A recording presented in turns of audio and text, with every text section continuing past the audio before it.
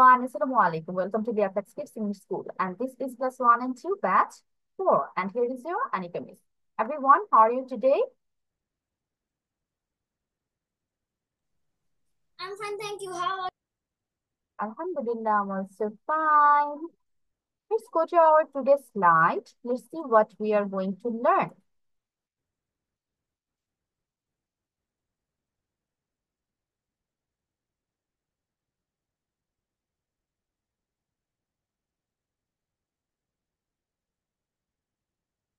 Can you see my screen? Screen দেখতে পাচ্ছ? Yes, miss. Okay, good. এখন তাহলে আমরা চলে যাচ্ছি Yes, ফার্স্টে miss. পড়া রিভিশনে। লাস্ট ক্লাসে আমরা অ্যাডভার্বস পড়েছিলাম, তাই না? তো এটা আমি তোমাদের লিখতে দিব, বাট তার আগে এটা রিভিশন করার জন্য 5 মিনিটস টাইম দিব। অ্যাজ তোমাদের দুইটা স্লাইড ছিল, একটা এইটা আর একটা এইটা। এই দুইটা পড়ার জন্য আমি 10 মিনিটস টাইম দিচ্ছি, 5 মিনিট 5 মিনিট করে।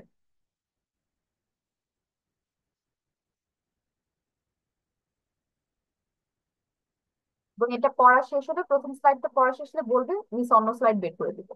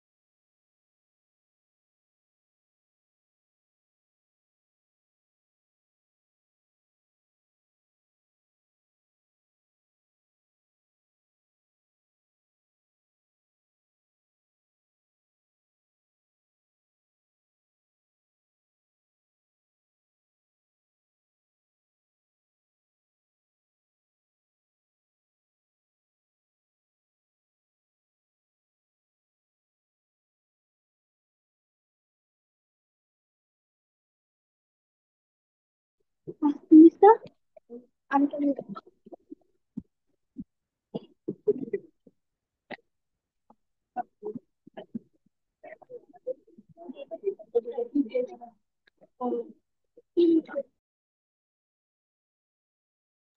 ওকে, আবিরের এই page done, let's go to our next page. 5 minutes already হয়ে গিয়েছে এটার জন্য।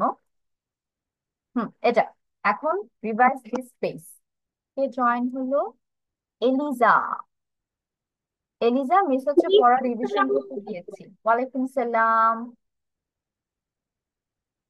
লাস্ট ক্লাসে আমরা অ্যাডভার্ব করেছিলাম, অ্যাডভার্বটা রিভিশন করতে দিয়েছি। তারপর তোমাদের আমি একটা বা দুইটা টপিক দিব, এটার উপর তোমাদের লিখতে হবে।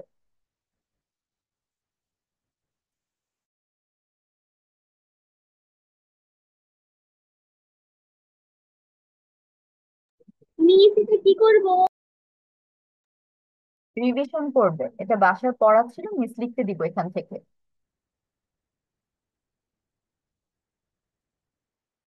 মিস আমি না পরীক্ষা ছিল তো এর জন্য আমি কিছু করতে পারিনি।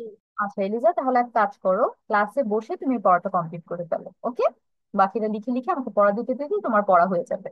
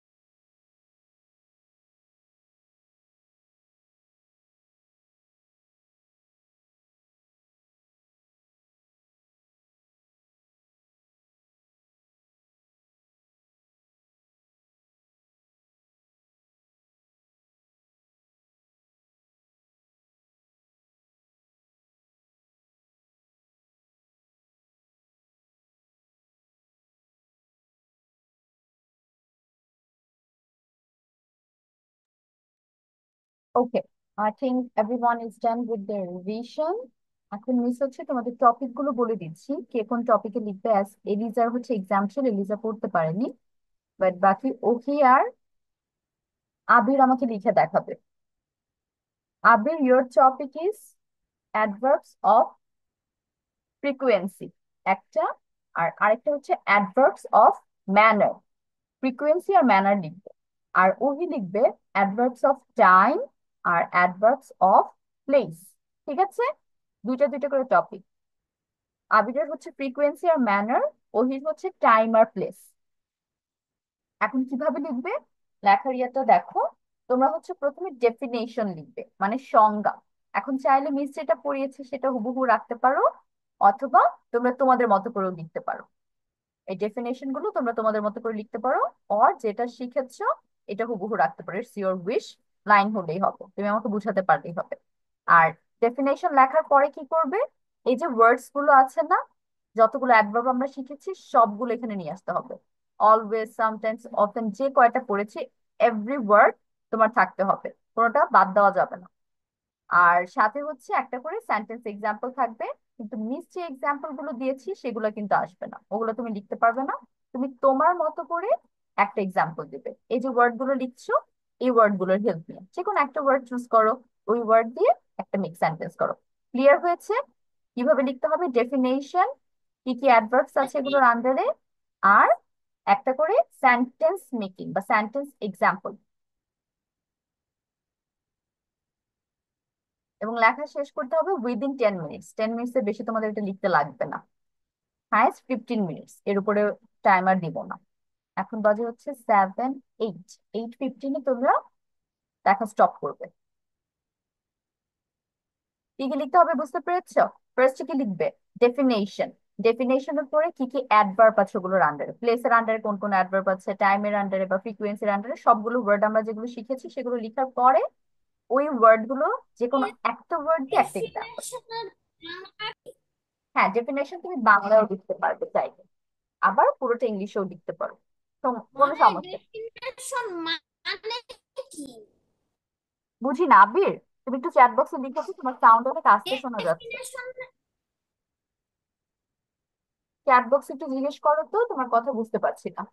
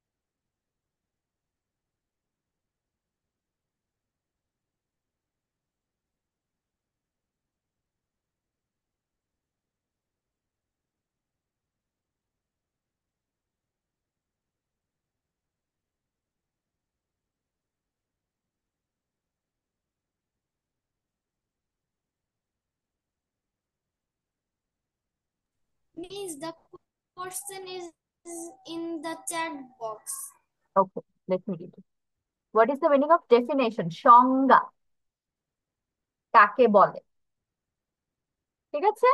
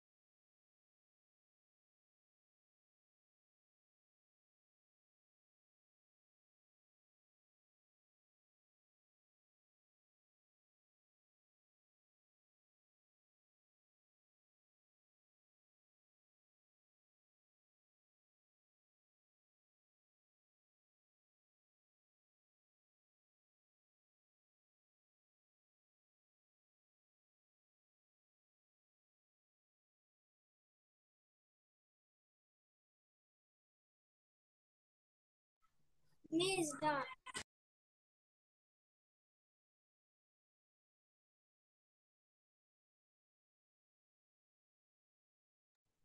Done. Abir, done? Yes, miss. Okay. So, Abir, are you doing the class from your laptop? No, miss. Computer. Computer. Okay. Always. You I always always do check. class from computer. Okay. তাহলে তো আবিরের picture দেওয়া possible না, right? Yes. Yes. আচ্ছা, ঠিক আছে, একটু জোরে বললো যাতে আমি শুনতে পারি, তোমার কথা হচ্ছে আচ্ছা, জোরে বলবে। Adverbs of manner. The adverb which বলো, শুনতে পাচ্ছি।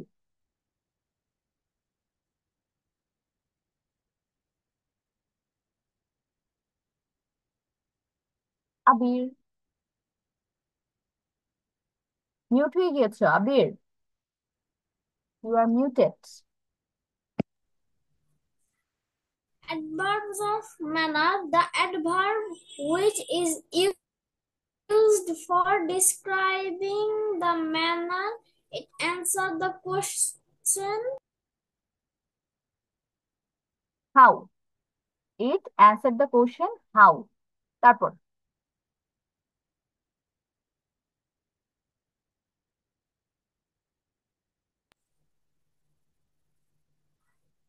আবির, And always, something, often, usually, frequently, rarely, hardly, ever, never, generally, etc. Okay. Abir, He তুমি আমাকে normal. প্রথমে অ্যাডভার্ব অফ ম্যানার বলেছো না, ডেফিনেশন বা সংজ্ঞাটা?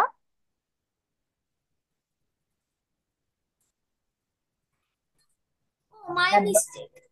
হ্যাঁ, অ্যাডভার্ব অফ ম্যানারের মধ্যে তুমি কিন্তু অন্য এক্সাম্পল নিয়েছো, ঠিক করে বলো। Cheerfully, hmm. cheerfully, efficiently. effectively, efficiently, painfully, carefully, slowly, badly, easily, well, quickly, etc. An example?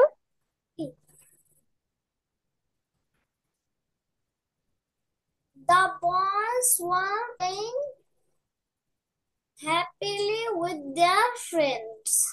Okay, good. তারপর adverbs of frequency. Adverbs of frequency.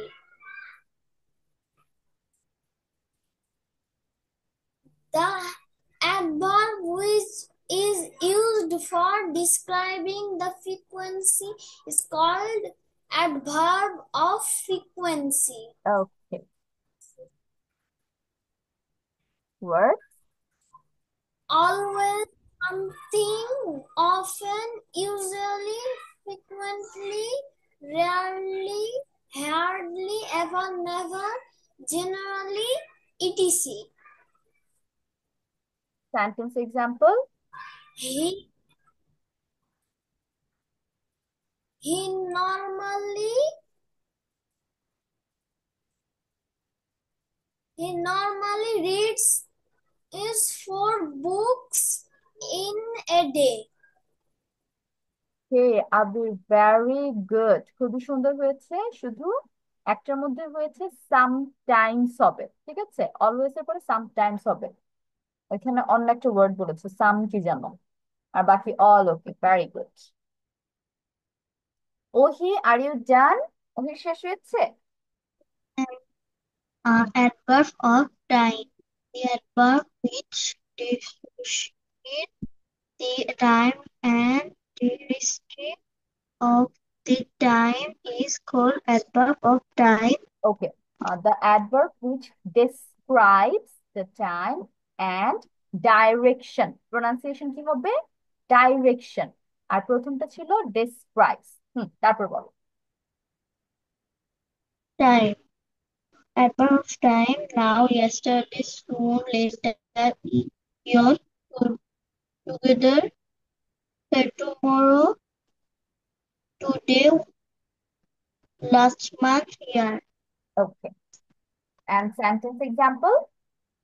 Today is my birthday. Okay, next one.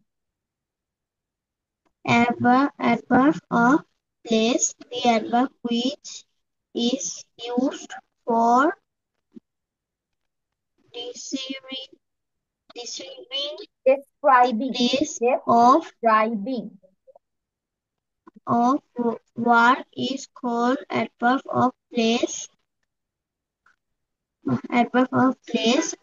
of above, fair or away, back, here, out, in, done. Uh, Here. Sorry. adverb of place.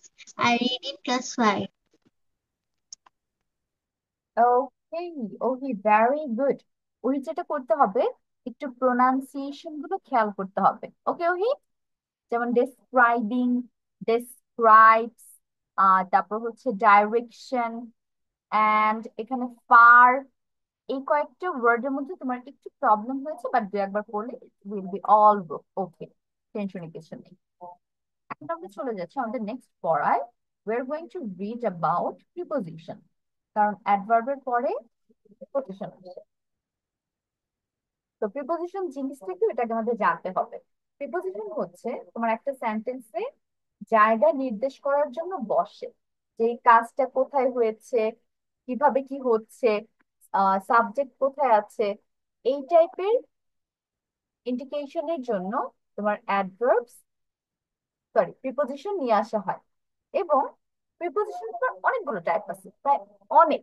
আমরা হচ্ছে আজকে শিখবো হচ্ছে 6টা, বাকিগুলো আমরা next ক্লাসের জন্য রেখে দিব, কারণ একসাথে অনেক কিছু আবার মনে রাখতে পারবো না। দ্যাটস আমি অর্ধেক অর্ধেক করে দিচ্ছি। তাহলে আমরা দেখি টাইপস অফ প্রিপোজিশন কি আছে। প্রিপোজিশনের মানে হচ্ছে জায়গা নির্দেশ করবে। এটা হতে পারে সাবজেক্টের জায়গা অথবা কাজের জায়গা, যে বস্তুটা বা ব্যক্তিটা কোথায় আছে বা এই কাজটা কোথায় হচ্ছে, এটার একটা কিছু না কিছু নির্দেশ করবে। তাহলে আমাদের টাইপস এর মধ্যে প্রথমে দেখতে পাচ্ছি সিম্পল প্রিপোজিশনস, তারপর দেখতে পাচ্ছি compound prepositions, double prepositions, participle prepositions, phrase prepositions, and prepositional adverb. তো এখানে আমরা প্রথমে যেটা পাচ্ছি সেটা হচ্ছে সিম্পল প্রিপোজিশন।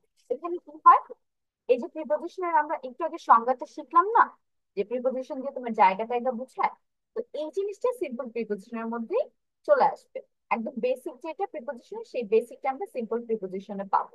তাহলে ডেফিনেশন দেখি কি হচ্ছে, যে বেসিক প্রিপোজিশন, মাত্র বলেছি প্রিপোজিশনের বেসিক এখানে আসবে। Indicating location, time, direction or relationship. তাহলে এইখানে দেখো 4টা জিনিস তোমার প্রকাশ করা হয় সিম্পল প্রিপোজিশনের মধ্যে বা প্রিপোজিশনের মধ্যে। ফার্স্ট অফ অল লোকেশন, এটা আমি অলরেডি বলছি, হতে পারে সাবজেক্টের লোকেশন অথবা ভার্বের লোকেশন, মানে জায়গা বুঝাবে। তারপর আছে টাইম, সময় বুঝাতে পারে।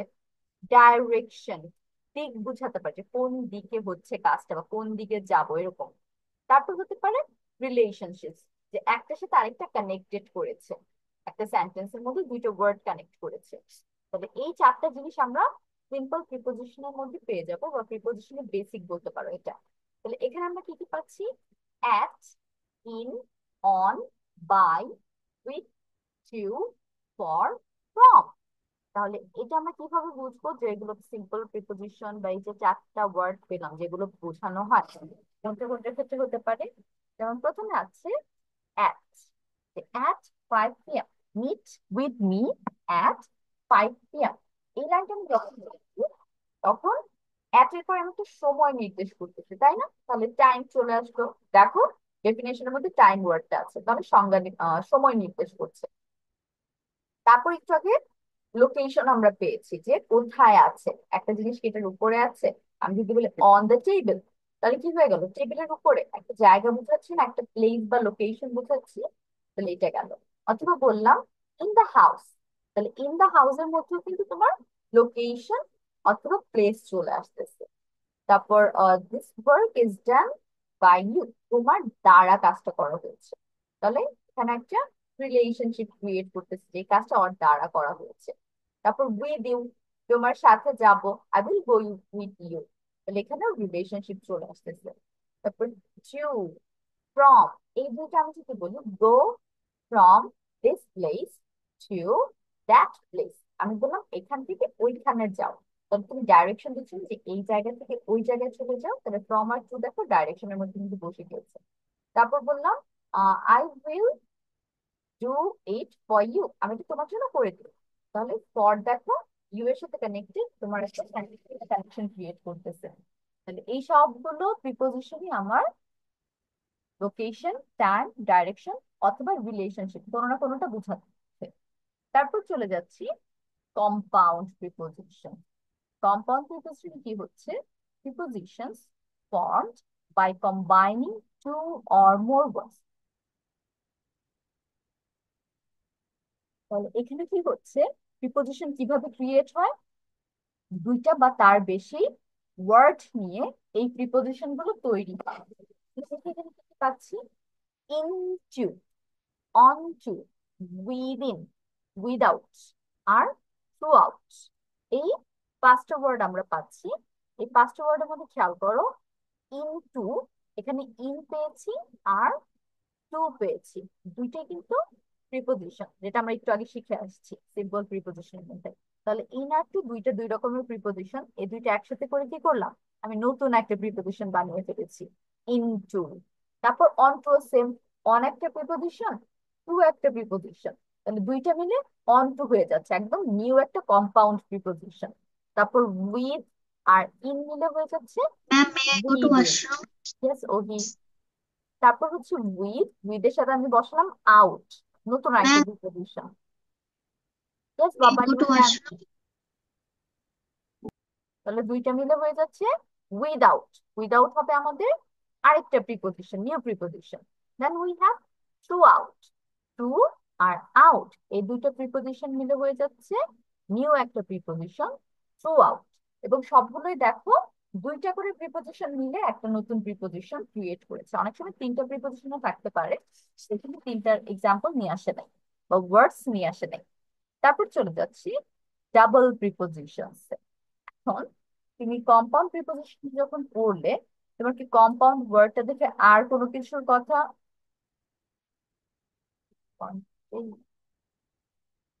ও, ওকে, আবিরের এক্সাম আছে।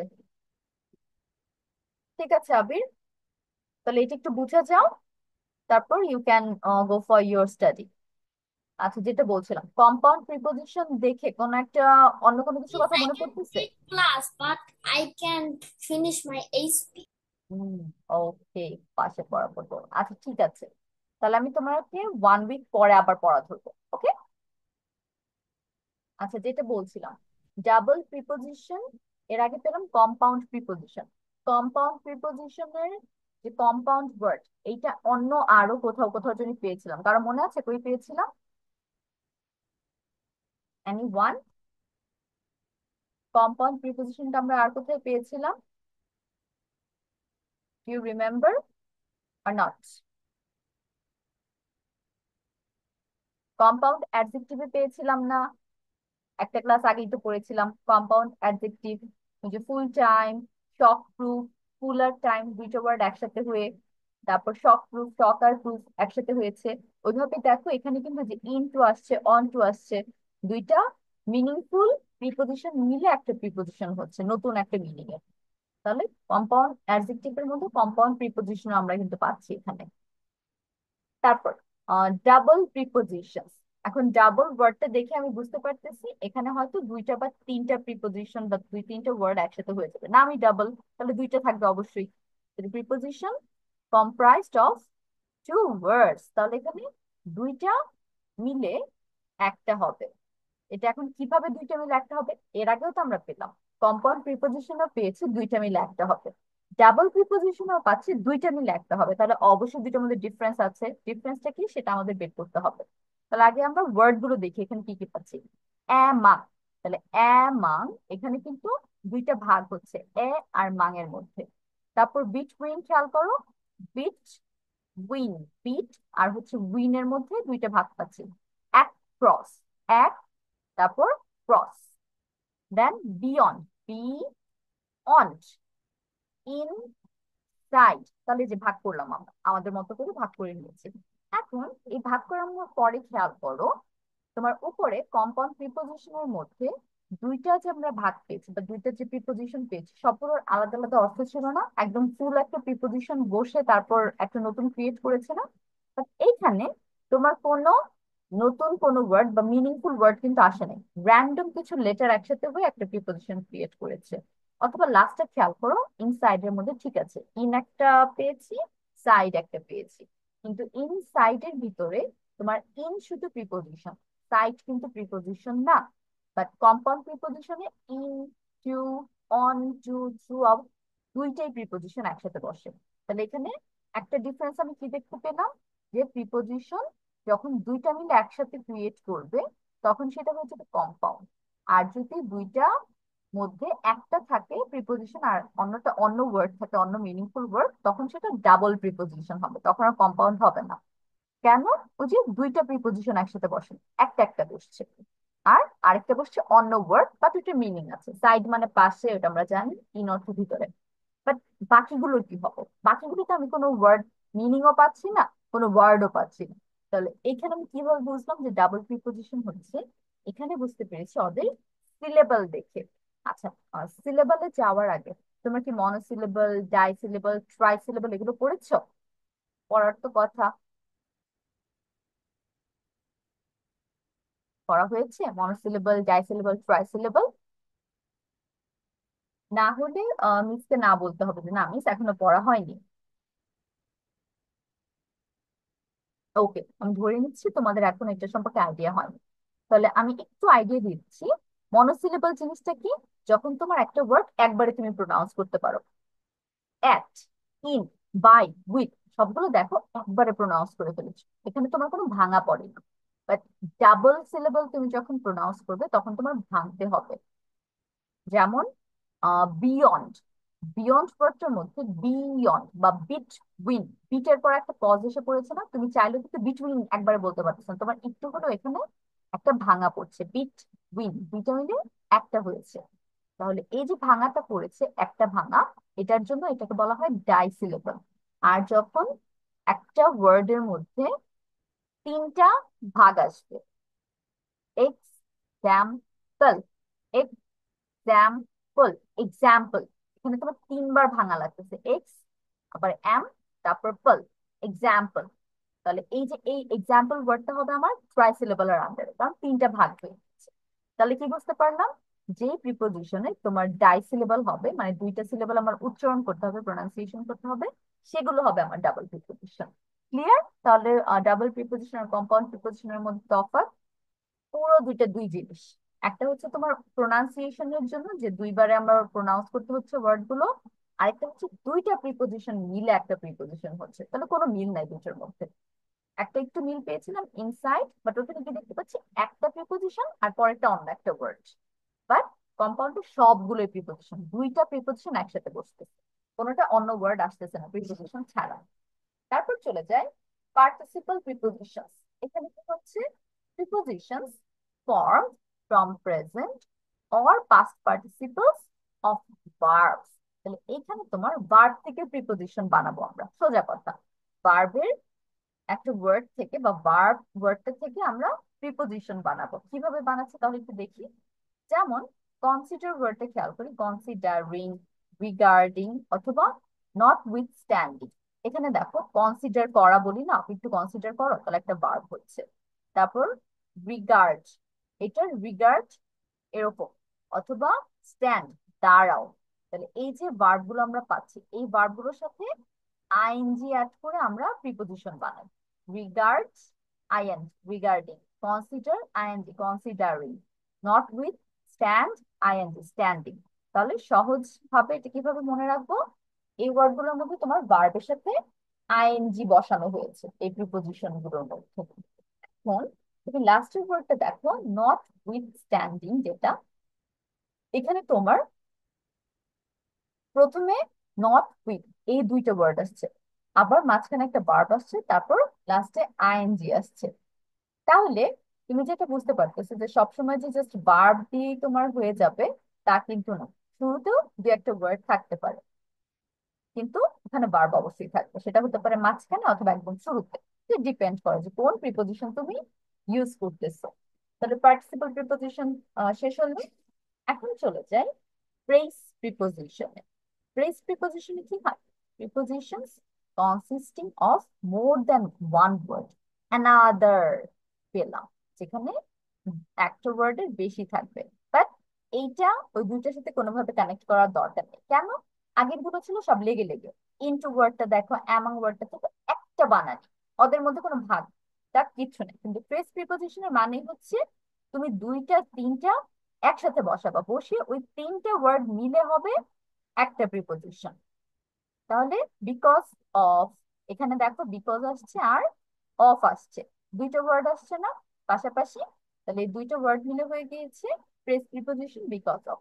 তারপর ইন, স্পাইট অফ, এখানে তিনটা পাচ্ছ, তাহলে তিনটা ওয়ার্ড মিলে আমার একটা প্রিপোজিশন হচ্ছে।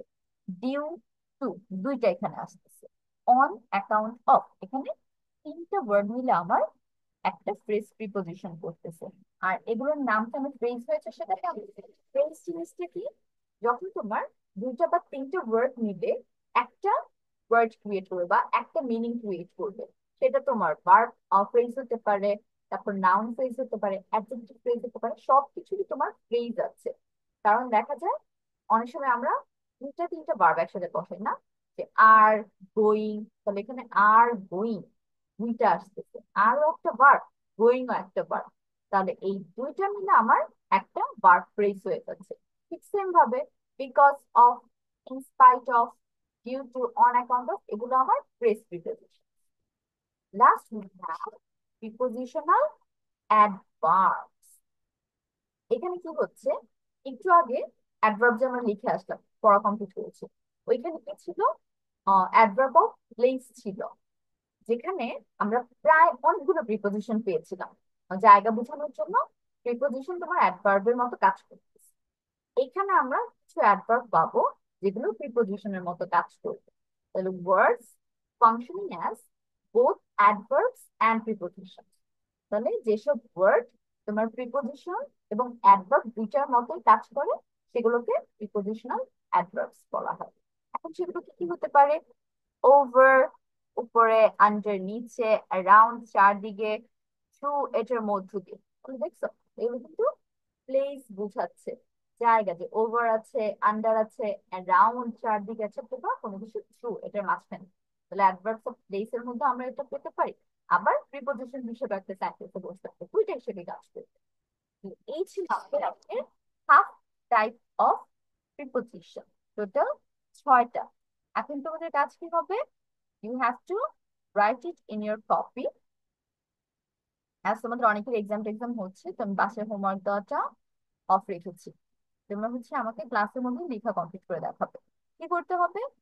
টাইপস অফ প্রিপোজিশনের নাম লিখবে, আর সাথে হচ্ছে এক্সাম্পল গুলো লিখবে। ডেফিনেশন অবভিয়াসলি আমি ক্লাসে লিখতে দিই না, এটা তোমাদের বাসায় পড়ার জন্য, বাসায় গিয়ে মুখস্থ করবে। তাহলে এটা আমি কেটে দিচ্ছি। তোমরা কি করবে? সিম্পল প্রিপোজিশনস লিখে কোলন দিবে, দিয়ে at, in, on, by, with, to, for, from, etcetera এভাবে লিখে বাকিগুলো সেম সেম। কম্পাউন্ড প্রিপোজিশনস এর এক্সাম্পল লিখবে, ডাবল প্রিপোজিশন এটার ওয়ার্ড গুলো লিখবে, তারপর পার্টিসিপল ওয়ার্ড লিখবে, ফ্রেজ প্রিপোজিশন, আর হচ্ছে প্রিপোজিশনাল অ্যাডভার্বস। টোটাল 6টা, 6টার এক্সাম্পলস লিখবে পাশাপাশি। Okay, complete your writing.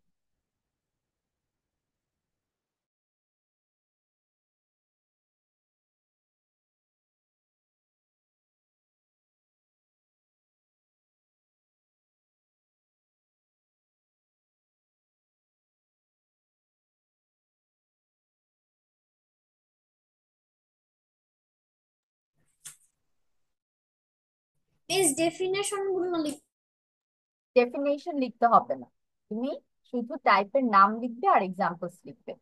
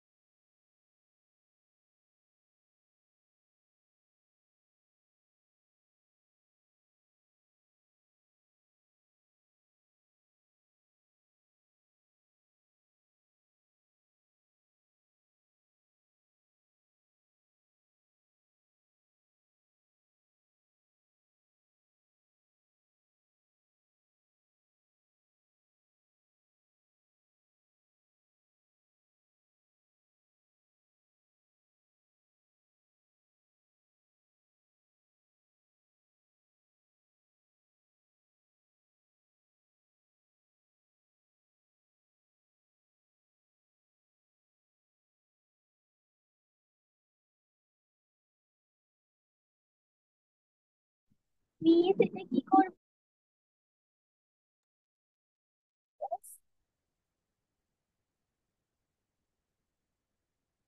কি মিস?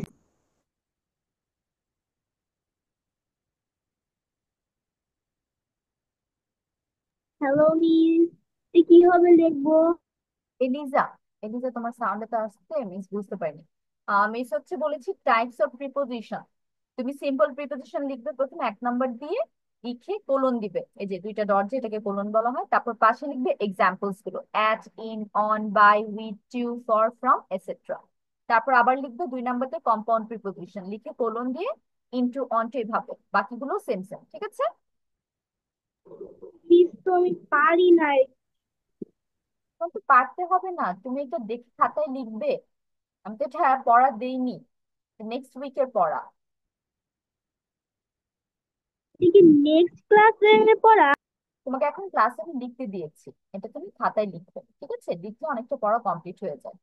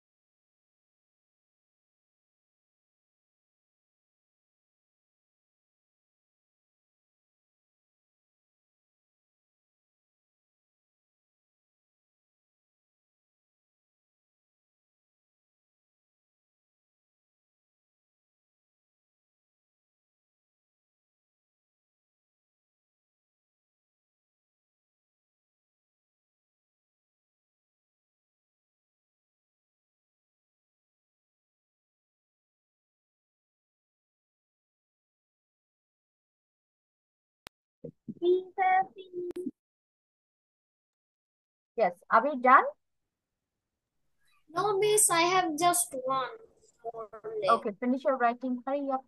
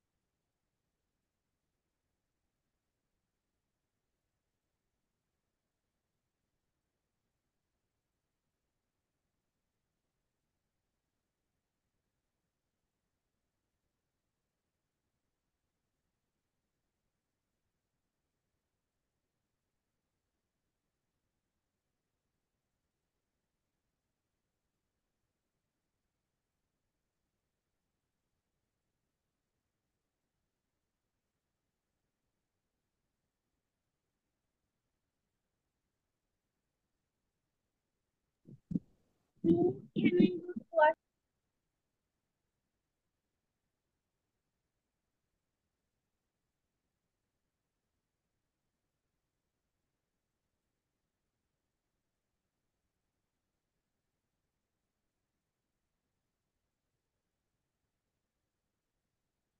Miss, done.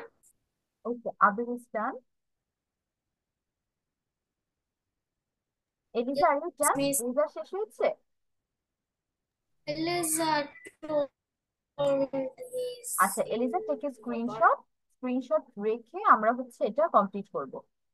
ক্লাসটা শেষ হওয়ার পর অল কমপ্লিট করে রাখবো। আর নেক্সট ক্লাসে পড়াতে হলে কি যাচ্ছে, দিস ওয়ান তোমরা হচ্ছে খুব সুন্দর করে 6টা প্রিপোজিশন এবং এগুলো টাইপ যে আছে এক্সাম্পল সহ সেগুলো শিখে আসবে।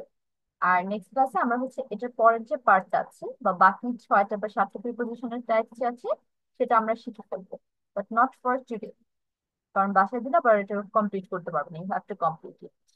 তাহলে প্রথমে হচ্ছে এই টেস্টের স্ক্রিনশট রাখো, আর যদি রেখে থাকো already then you done. short. Screenshot রেখেছো Abir? Yes, miss. Okay, Eliza রেখেছো screenshot? Eliza, did you take a screenshot? He's in. Screenshot রেখেছো এলিজা? Yes, Miss. ওকে, ঠিক আছে।